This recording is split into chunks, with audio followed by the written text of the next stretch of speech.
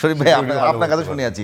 আসলে ওই একই প্রশ্ন যে এরা তো সবাই ফেসিবাদের বিরুদ্ধে ঐক্যবদ্ধ হয়ে ফেসিবাদকে তারা বাংলাদেশ থেকে তাড়িয়েছে, এখন আবার নতুন করে ঐক্যবদ্ধ হওয়ার কারণটা কেন, মানে এটা প্রয়োজনটা কেন পড়ছে আর কি? আমি একবার স্পষ্ট করে বলি, সরকার নানা সময়ে মানুষের সাথে ধোঁকাবাজি করে এবং ধোঁকাবাজিগুলো করছে, এবং এই ধোঁকাবাজিগুলো করার কারণে যে অংশটা সরকারকে নিঃশর্তভাবে যে রাজনৈতিক দলগুলো সমর্থন করেছে, এখন দেখা যাচ্ছে সরকার তার স্ববিরোধী কর্মকাণ্ডের কারণে সরকারের প্রতি ওই রাজনৈতিক গোষ্ঠী এবং সাধারণ মানুষের আস্থার জায়গাটা ক্রমশই সংকুচিত হয়ে যাচ্ছে। এই সরকার যেহেতু নিজস্ব কোনো ওই ধরনের বিস্তৃত রাজনৈতিক দল নেই, তার অ্যাক্টর বলতে এই রাজনৈতিক দলগুলোর সমর্থনের কারণ নিয়েই তাকে টিকে থাকতে হচ্ছে, এবং সে যখন দেখতে পাচ্ছে যে তার এই ধোঁকাবাজির কারণে তার পায়ের নিচের মাটি ক্রমশ সরে যাচ্ছে, সে নিজেকে রক্ষা করার জন্য রাজনৈতিক দলগুলোকে ডেকে আনছে। ডেকে আনলো। গত কয়েকদিন ধরে ডক্টর মোহাম্মদ ইউনূস যতগুলো সিদ্ধান্ত গ্রহণ করছেন, তার একটা হচ্ছে বন্দর ইজারা দেওয়া, তার একটা সিদ্ধান্ত হচ্ছে করিডোর দেওয়া, একটা সিদ্ধান্ত হচ্ছে জাতিসংঘকে এখানে মানবাধিকারের অফিস করার সুযোগ দেওয়া, তার একটা জায়গা হচ্ছে আমেরিকার সাথে গোপন বাণিজ্য চুক্তি করা। এই কাজগুলো করার কারণে মানুষ তাদের উপরে প্রচণ্ড বিরক্ত বিক্ষুব্ধ হচ্ছে, কিন্তু এই কাজগুলো কারা করেছে রাজনৈতিক দলগুলোর সাথে উনি আলাপ করেননি।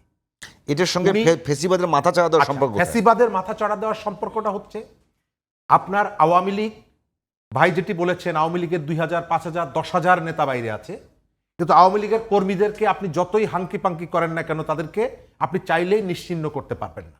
তাদের একটা অর্থনৈতিক কাঠামো আছে, তাদের একটা সাংগঠনিক কাঠামো আছে, হয়তো তারা নানা কারণে বিচ্ছিন্ন, কিন্তু তাদের মধ্যে তাদের উপর দিয়ে গত কয়েক মাস ধরে যে ধরনের দমন পীড়নটা চলছে, এর ভেতর থেকে তাদের মধ্যে ক্রুদ্ধতা অনেক গুণ বেড়েছে। সুতরাং আপনি দেখছেন এই যে আমার কাছ থেকে রাজনৈতিক দলগুলো সরে যাওয়ার সুযোগ নিয়ে আওয়ামী লীগ হয়তো আমার টুটি চেপে ধরতে পারে। কেন টুটি চেপে ধরতে পারে?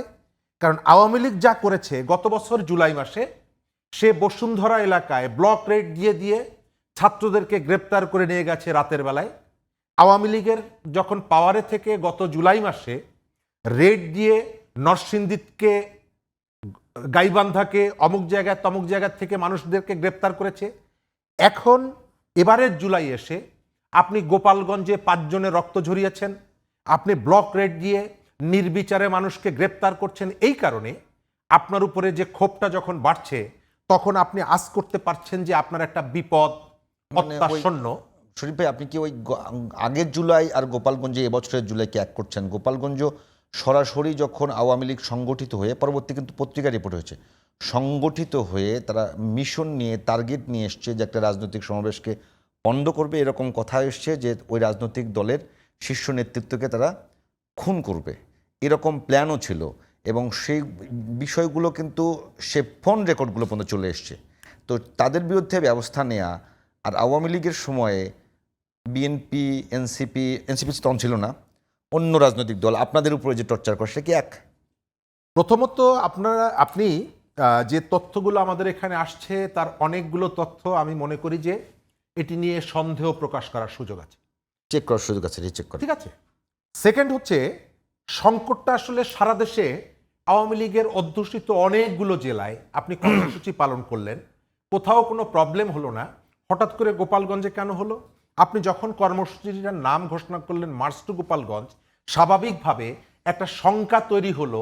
আপনি এর আগে মার্চ টু ধানমন্ডি নাম দিয়ে 32 নম্বর যখন ভেঙে দেন, স্বাভাবিকভাবে মানুষের মনের মধ্যে একটা সংশয় তৈরি হয়েছিল, এবং গত কয়েক মাস ধরে অনবরতভাবে দেশের বাইরের থেকে একদল ইউটিউবার তারা বারবার উস্কানি দিচ্ছিল, প্রয়োজনে ড্রোন হামলা চালিয়ে টুঙ্গিপাড়া পার্টির সাথে মিশিয়ে দেব।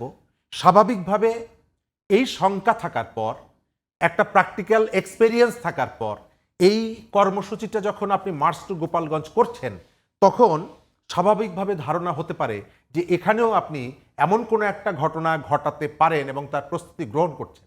এখন আমি জিয়াউর রহমানের যে কবরস্থান, আমি বিএনপির নেতাদের সর্বোচ্চ আবেগের একটা জায়গা হচ্ছে জিয়াউর রহমানের যে কবরস্থান এবং তার যে জন্মস্থান বগুড়ার গাবতলীতে। আপনি বিএনপির নেতাকর্মীদের কাছে জিজ্ঞেস করে দেখেন, তাদের সর্বোচ্চ ভালোবাসা এবং শ্রদ্ধার যতগুলো জায়গা আছে তার মধ্যে একটা জিয়াউর রহমানের জন্মস্থান বা তার বাড়িটা। সুতরাং একটা রাজনৈতিক দলের নেতার সমাধিসৌধ ভেঙে দেওয়ার যে সম্ভাবনা যদি থাকে, সেই দলের কর্মীরা জীবন বাজি রেখে লড়াই করার জন্য চেষ্টা করবে, পারবে কিনা জানি না, চেষ্টা করবে এবং এটা করাটাই স্বাভাবিক।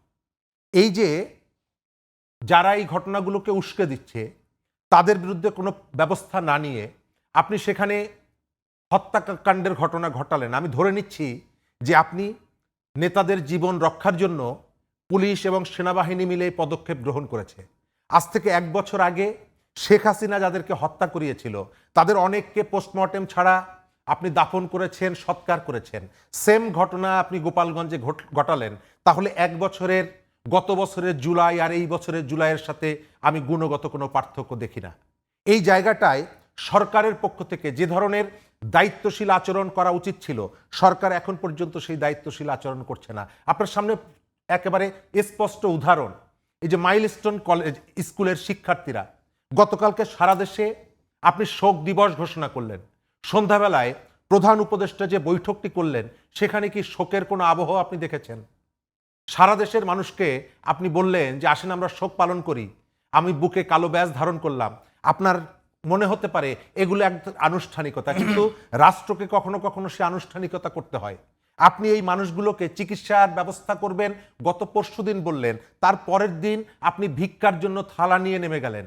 এই রাষ্ট্রের টাকার কি এতটাই অভাব যে এই শিশুদের, যে শিশুরা পুড়ে কয়লা হয়ে গেছে, কাবাব হয়ে গেছে, তাদের পেছনে রাষ্ট্র 20,000 50,000 টাকা খরচ করবে, তার জন্য আপনার ভিক্ষা করতে শরীফ ভাই, হচ্ছে?